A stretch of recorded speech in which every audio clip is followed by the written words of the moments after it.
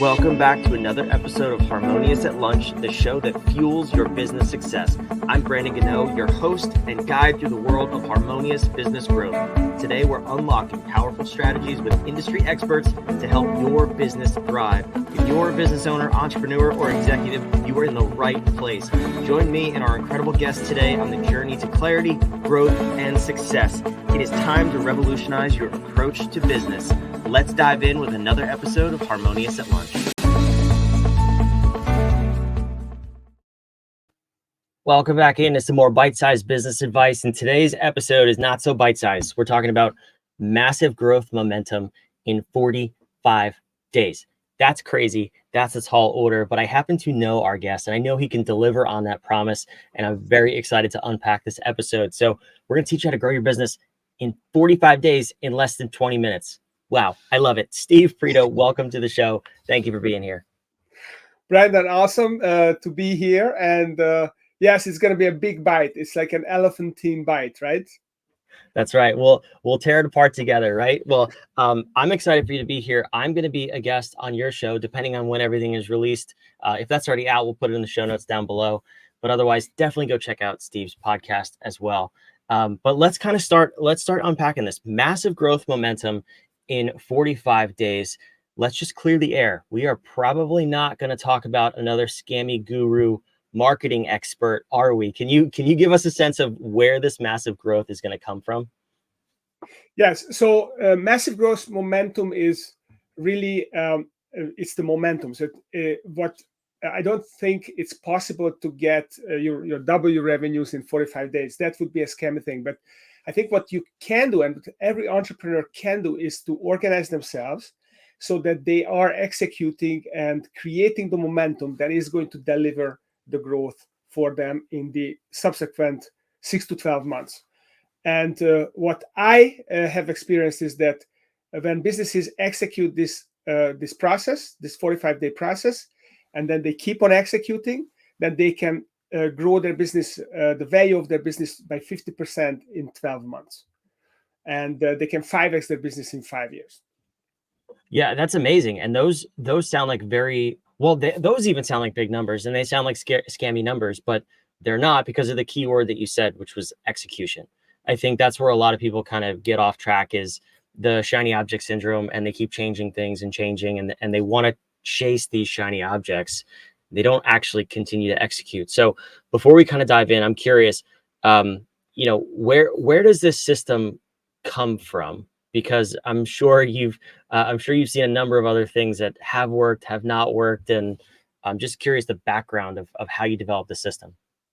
Yeah, so I'm standing on the shoulders of giants, and this whole revolution of business operating systems comes since 1986, when Michael Gerber wrote the E-Myth, and then the E-Myth Revisited, and he basically explained this concept that you have to work on your business, and you have to create a machine that essentially allows you to build value and create growth.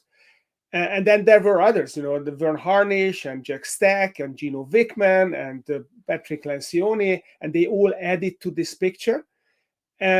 So my system is really an evolution of all these systems. And I wrote a book a couple of years ago with my co-author Greg Cleary called Pinnacle: 5 Principles that take your business to the top of the mountain. And what we created there was really an execution system that allows you to build a great business, a well-oiled machine business. And there are 5 principles around which we build this business.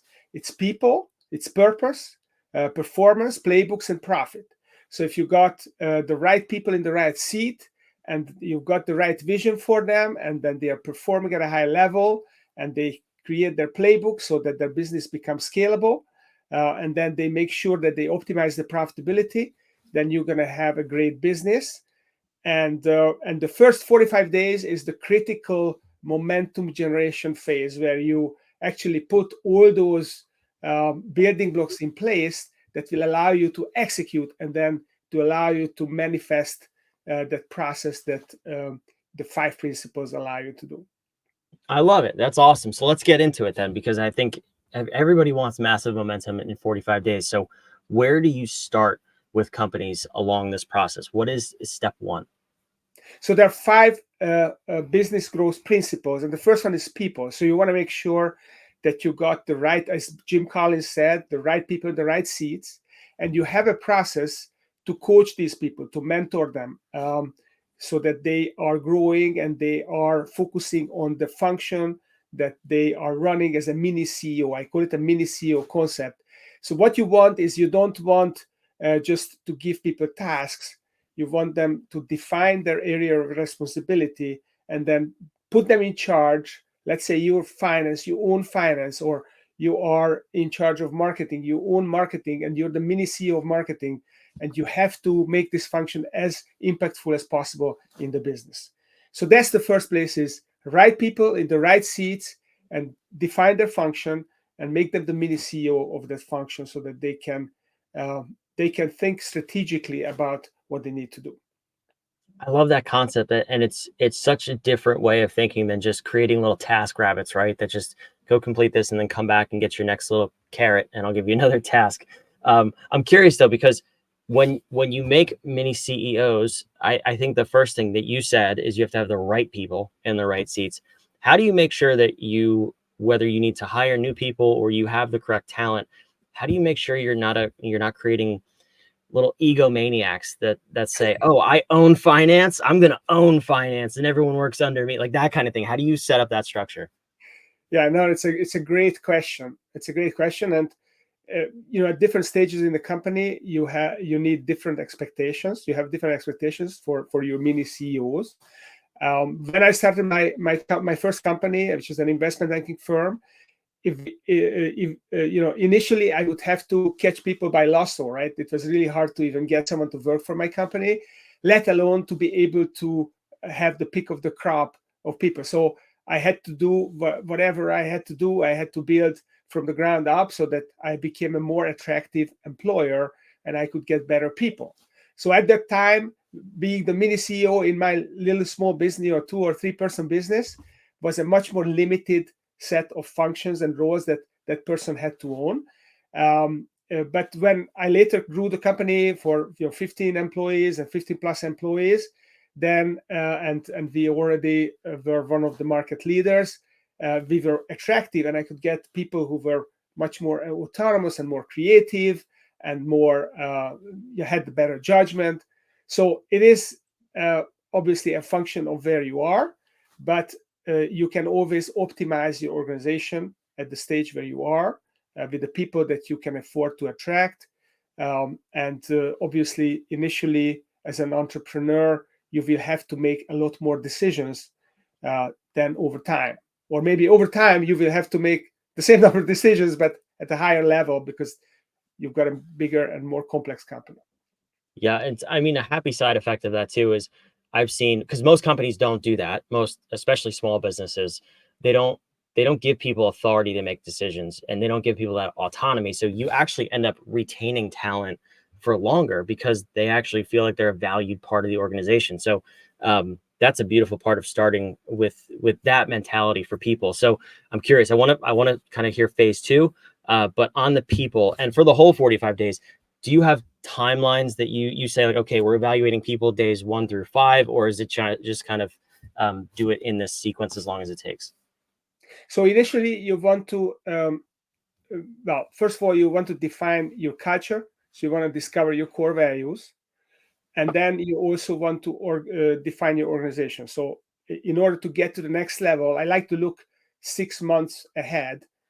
So to get to the next level, what are the functions I need, and what are the outcomes I expect from those functions, and who's the best person in the organization who can take charge of that function.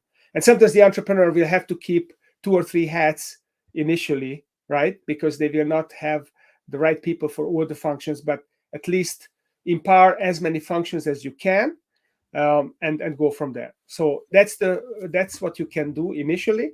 You also identify what are the gaps in your organization that you urgently need another person. So as soon as you create the cash flow, you will hire that person. That's going to be number one. Let's say you want someone to own marketing. That's going to be your number one. and your maybe a personal assistant for you as the CEO. It's going to be number two. I don't know what it is, but you'll have to figure that out. So that's the first phase. And then, after 3 to 6 months, you can reevaluate. Okay, where are we now? Can we now develop a better organization for the next 6 months? And can we empower people more? Or are people that we have to move to another seat, or bring someone in, or replace people? So that's also going to happen, that not everyone is going to be able to grow with you, because when you want to 5x your business in 5 years, it means that the people who are going to run marketing and operations and finance and sales, they're going to have to 5x their impact in 5 years as well, right, at the leadership level. And not everyone is going to be able to do that. So you will inevitably will have to maybe move some people sideways and bring in other people, or groom other people who will have that potential to grow their impact by 5x in 5 years. Yeah, I mean, we could probably spend 15 of these episodes just talking about people and how to develop people the right way in your organization. But I do want to move on to get a sense of what else we need to do in these 45 days. So people is step one. What is step two? So step two is vision. So you want to and we call it purpose. So people purpose. The purpose is really vision, strategy, and alignment. So you're not going to go very deeply into strategy in the first 45 days because that's not really important. That's not a high gain activity at that point. What you want is some vision and alignment. So you want the organization to think about, to do some soul searching. Okay, why are we here? What is it that we stand for? What is the why of our business? What is the big idea that people can emotionally connect to? Give you a couple of examples. One of my clients is plastic surgery in Beverly Hills, and they are very passionate about empowering people so that they can live their best life in terms of they can have the biggest impact possible, and then they can have a fulfilling social life. And some people who are unhappy with their appearance, they are not able to put themselves forward and to go for it. Another client of mine who is coaching doctors, their why is they want to help doctors to reach escape velocity. So a lot of the doctors are, spinning their wheels. They're working hard. They're burning out, working long hours, not able to, to invest, to learn, to maybe turn their practice into a business, to invest in real estate, to reduce their hours so they can spend more time with their family. So that's their why. So what is your why? It's really important, and people get very excited when they discover their why. And then what is the big vision? What is your big, hairy, audacious goal, the summit of your business that you're going to go after? And then how do you break it down? So then you reverse engineer, and you set some medium-term goals and annual goals, and then you set quarterly objectives that you can start to execute. So the first 45 days is really about big picture, your why, your summit, long-term goal, and your medium term. What are the milestones that you're going to help you get there? And then your annual goals, and then your quarterly objectives. That's the first 45 days. And then the third element of this, the 5 principles, and we can cover the first 3 in the first 45 days. So the third element is really starting to execute. And you got your vision, you got your plan, you got your annual goals. So how do we break it down into quarterly objectives so that we eat this elephant one bite at a time? So we create quarterly what I call step rocks, and I call them step. Step is basically an acronym. They are specific, transparent, elevating, and periodic. So you want them to be specific, your SMART goals, obviously. You want to be transparent. You want to share these goals with the organization so that everyone understands what are the priorities for your business.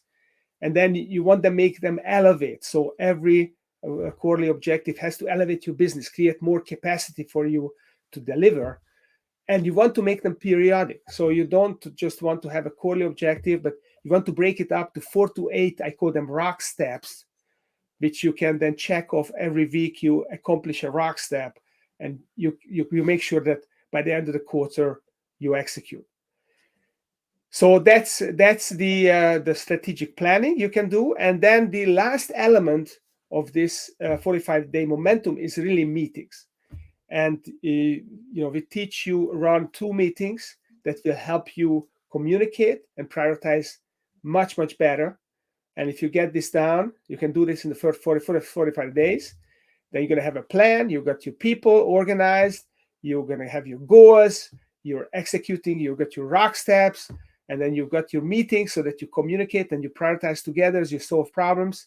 And you are creating this execution momentum that if you just then maintain that momentum, then the results are going to be transformational. Yeah, I'm curious, which of those few steps that you just described typically provide the most clarity for people?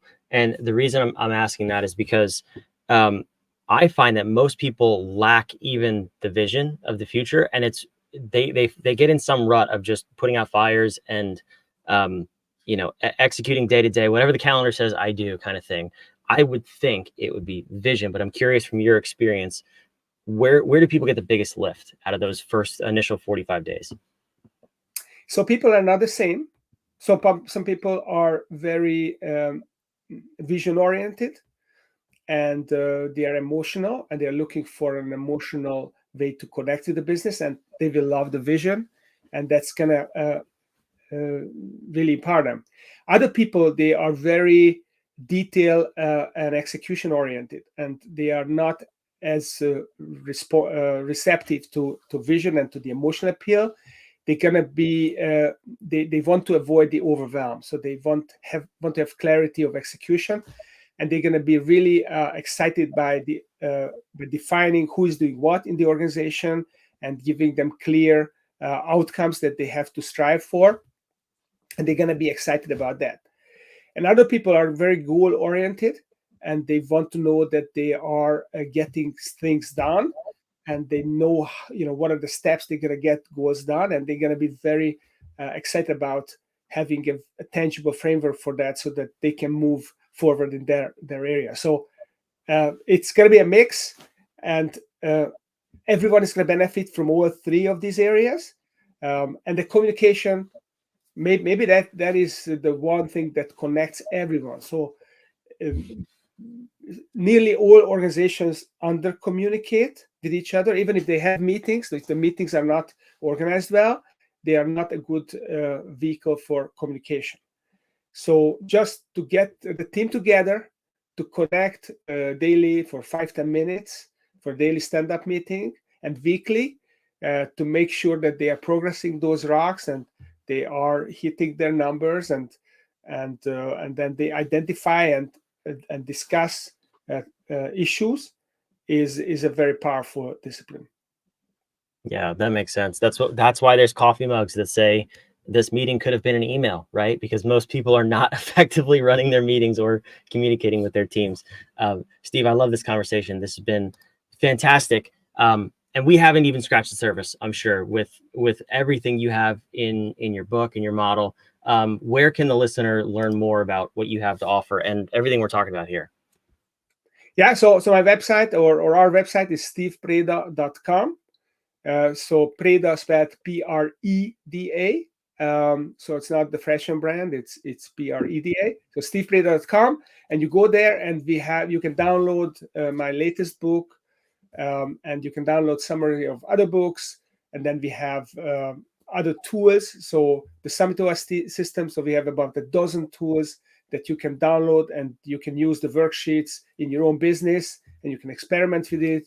I also have kind of a higher level system, Strategy OS, which is for businesses that already execute well, and they want to differentiate themselves. They want to kind of dig a moat around the business so that no one can copy them. That's Strategy OS, and I've got some tools on that as well that you can download for free, and you can use it in your own business. I love it. I love it. And I wish more people would think like this to run their businesses, because it just makes more sense. I'm on board. We do similar work, and I'm always shocked by the number of people who just say, we just handle what comes up. And it blows my mind. So hopefully you as a listener can go take advantage of that. StevePreda.com. It's on the screen. It's in the show notes down below. Go check out all of Steve's resources and books. Steve, thank you for being here. And I love to end these episodes with a question, but it's a question from you to the listener. We believe powerful questions get powerful answers. And in the context of this conversation today, we're talking about scaling your business, getting that huge momentum in the first 45 days. But I'm curious, what is that powerful question that you would want the listener to ask themselves, maybe even before they started that journey, so that they set themselves up for ultimate success? Yeah, I mean, so it's my favorite question. So, what is your ideal life? So, what does your ideal life look like? Um, Bob Dylan famously said that a person is a success when they get out of bed in the morning and go to bed at night, and they do what they in between they do what they love to do. So, what is it that you love to do that you want to jump out of bed in the morning for? um, Figure that out, and then you can use your business as a vehicle to get you there, because all businesses have an upside. If you figured out how to make money, maybe this business is not very profitable, it's not very organized, maybe your team is not accountable, you can then use a system like Summit OS to organize it and to turn it into the vehicle that will take you to your ideal life. But the first question is, what is it that you want? What does it look like? Is it inside the business? Is it outside the business? Um, it's your life. And actually, there's a tool on my website which is called the Ideal Life Designer. So you can go and you can check it out, and it will give you some options as to what you might consider. I love it. Mine is sitting on a beach sipping a martini. We'll see if maybe you can help me achieve that. We'll see. No, that's a powerful question. Steve, thank you so much for being here. It was a pleasure. Thank you, Brandon. For those of you watching, listening, wherever you are, the resources are in the show notes description down below. And make sure you subscribe. We love putting these episodes out every single day of the week so we can help you grow your business just a little bit. If you get better every single day and you think differently, you ask better questions, you will grow your business. And that's what we're here for. So thanks for listening to Harmonious at Lunch. We'll see you on the next episode.